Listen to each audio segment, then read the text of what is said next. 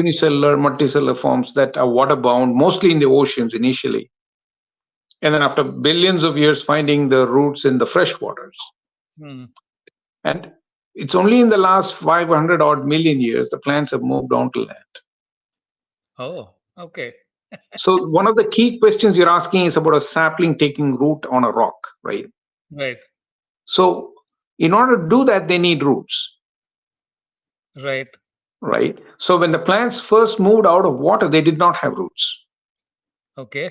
So if you have a rain and if it's very moist, you'll see a green mossy structure growing on rocks and on brick walls, in Kerala Right. especially. Right. That's all mosses. It's a group of plants called moss, right? Hmm. And basically this moss don't have roots. They're growing Right. on the debris there, right?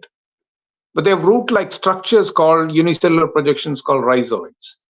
But it took Okay. them plants significant amount of time to discover how to form roots. Okay. And what is interesting is, from a botanical perspective, that is also their adaptive capacity to regenerate. So if you take a branch of a tree, stick it in water, it'll form roots. Right. The reason is because of that. That program to form roots is extremely plastic. Okay. So the plants have mastered the art of rooting themselves in very harsh environments. And that's how it started. Okay. The Okay. first plants had to peg themselves into the soil with small structures, and eventually they grew deeper. And then they were able to move away from water, basically. As the roots got deeper, they moved away from water and colonized the whole planet, basically, or adapted to different environments of the planet. So the roots are a critical window into, it's also the hidden half, right? You look at a Right. huge tree standing You under a can't see it. huge Yeah. tree, you don't see the roots, but there's so much of Right. biomass of the roots as much as the main shoot, right? But Right. the root systems, how they grow into is that they have two functions. One is to adhere and the other one to absorb, right? Okay. So some of these roots will literally adhere to the rock and eventually find some small crevices where there's moisture. Wow. And then they grow.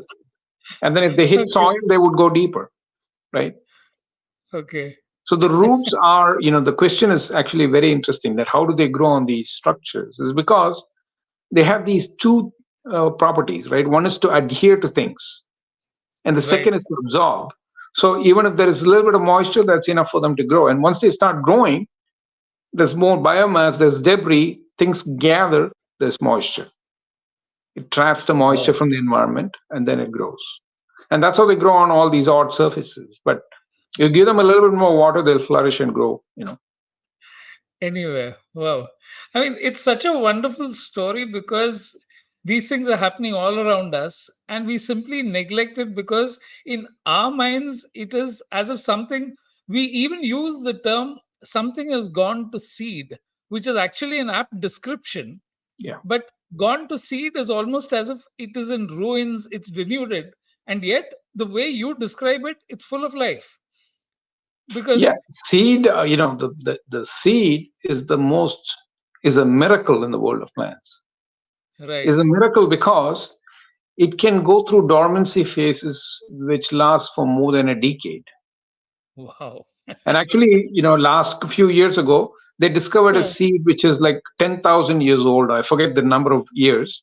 Quite my quite an God. old seed from the permafrost, and they were able to Okay. grow a plant from that.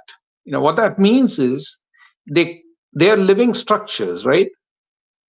But they Right. self-induce dormancy. They become dormant, right? Wow. They desiccate, become dormant, and when they get water, they can grow. Okay. And people So still, they are yeah, essentially in standby mode for 10,000 years. exactly. Wow. There are a lot of seeds. If you go to Australia, there are seeds Hmm. which get trapped in the casing, right? The fruit casing, they get trapped in the casing. Because in Australia you have these bushfires, right? Bushfires are common part of their ecosystems. It's actually a Right. fire-based ecosystem. So every Right. decade or so they get a forest fire. And here you can see the interesting aspect of how plants participate with that kind of ecosystem. They trap the seeds in a casing, and the seed remains there for decades. And when the fire comes, the smoke burns the fruit, hard fruit, and the smoke actually triggers germination. It's a signal. It uses the smoke to wake up. And then after a few months, the whole place is full of seedlings. Okay. But not only that, the same plant, it's a plant called Banksia. The same plant, when they start to germinate and grow in the first few months, they build a bud bank, literally a bank of buds under the soil. And they encase it in a tube-like structure, right? And Okay. remains dormant. And after a few decades, when you get a forest fire, it it raises the tree all the way to the ground, it's burnt. The lignotuber breaks open because the smoke is the trigger to break the bud dormancy. And Okay. suddenly, you get shoots coming, and the whole place is green with not just the seeds, but also the resprouting of the trees from the roots. So Okay. you have all kinds of strategies, all kinds of strategies a plant use to adapt. Then let me go to the exact opposite, Prakash. Does it mean that deserts are places where plants just don't have a role, or there are certain desert plants which are made for those environments? Yeah, a lot of the cacti, the whole world of cacti, evolved in deserts. Right. Yeah. Right. So if you look at a cactus, you'll be confused. You wouldn't know how to identify it, right? Okay.